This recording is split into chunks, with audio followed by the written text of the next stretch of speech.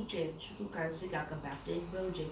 I'm here to tell you about the passion and skills I derive from an airplane. I'm going to explain. I'm going to start with an airplane. One day I hope to be a pilot and fly the plane I desire to fly. I'm going to start with the airplanes. The different types of planes where we are.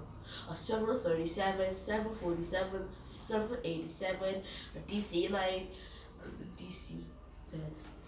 A 737 has two engines and hydraulic lines. Remember, all planes in the world have hydraulic lines. This thing here is called the air taker or air taker. This thing in the middle is called the spinner. Then the thing at the fin at the back is called air remover, the air transformer. As you can see, if you've flown an airplane before, you know these statistics.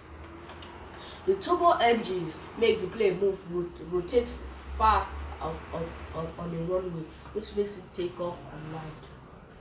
A 747 has 4 engines. The same explanation. All engines except propellers have an air taker, spinner, and an air transformer. Remember that. If you don't remember, check the internet.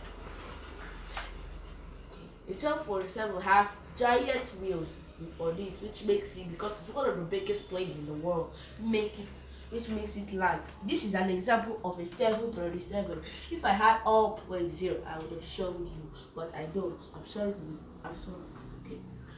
The 747 has big wheels, which because it's one of the biggest planes in the world. And it's not the size of wheels that makes it land well, it's the accuracy of the pilot and the concentration and the focus of the pilot. That's why they smoke when they are touching down, which is also known as landing.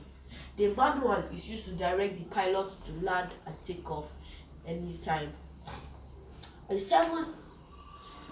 going to explain that. It's a chopper.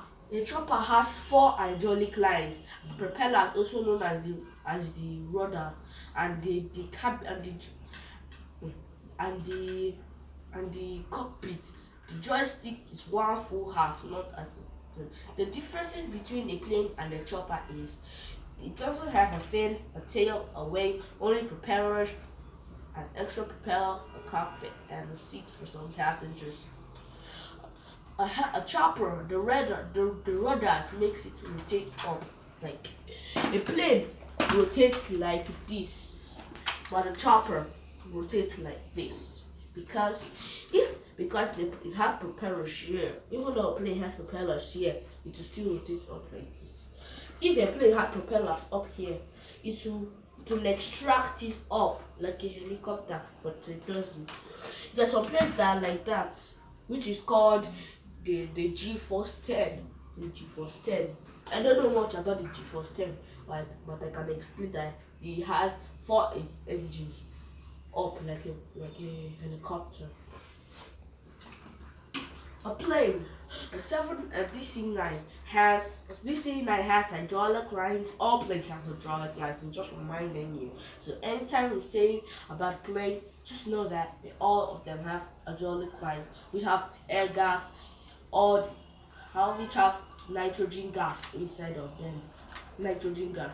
Remember, you should study about this. The engine fuels. The fuel inside the engine makes the engine move faster. The more the fuel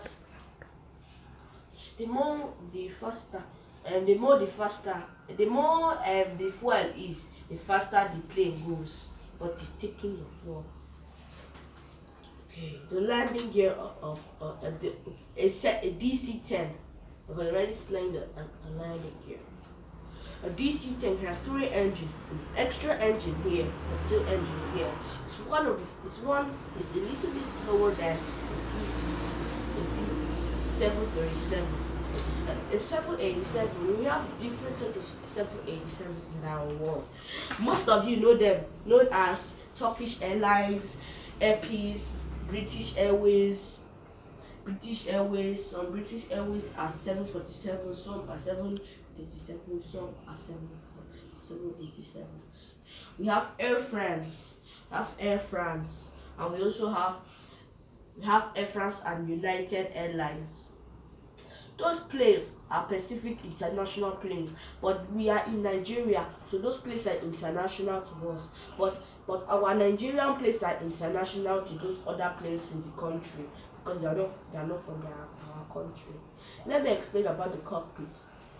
If you want the plane to move, you first engage the engines. That you see the directions of engines. Like if the plane has 4 engines, engine 1, 2, 3, 4. You see them. You see engine. You see 1, 2, 3, 4.